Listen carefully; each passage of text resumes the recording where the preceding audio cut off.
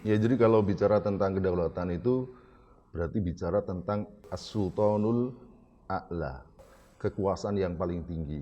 Siapa yang punya kekuasaan paling tinggi yang wajib ditaati oleh semuanya. Nah, ketika disebut bahwa rakyat itu sebagai pemegang kedaulatan, siyadah atau as-sultanul a'la, itu artinya bahwa keputusan itu mutlak di tangan rakyat.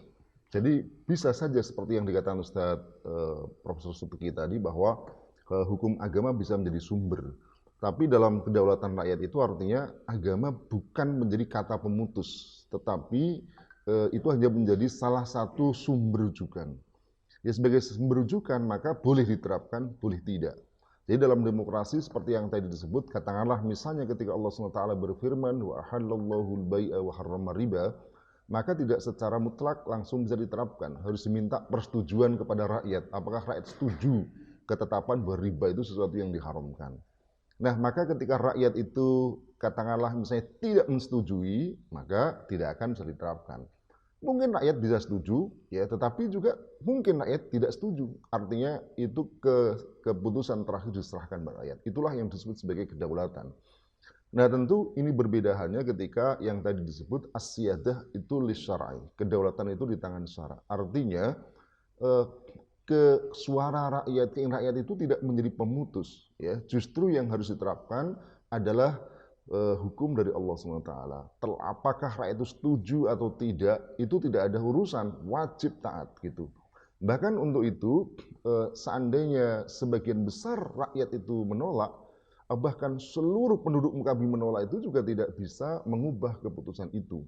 Allah SWT menegaskan wa in tuti aktsara man fil ardi yudilluka an sabilillah. Bahkan jika kamu mentaati sebagian besar penduduk muka bumi, maka akan menyesatkan kamu dari jalan Allah Subhanahu wa taala.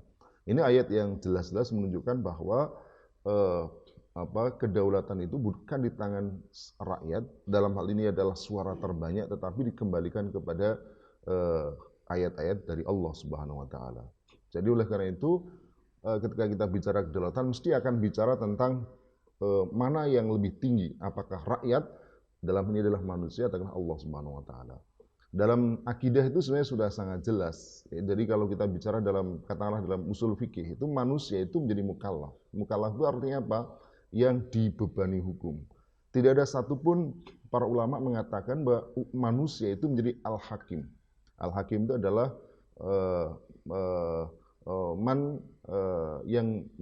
seorang yang membuat hukum, ya. Jadi yang memiliki kewenangan otoritas untuk membuat hukum. Yang memiliki otoritas adalah al-musyarri'ul wahdah adalah Allah SWT. Jadi tidak ada keraguan sama sekali soal itu karena begitu banyak ayat yang menyebutkan inil hukmu illa lillah, tidak ada hukum kecuali milik Allah Subhanahu wa taala. Jadi ketika Allah haramkan maka itu haram. Ketika Allah wajibkan itu wajib.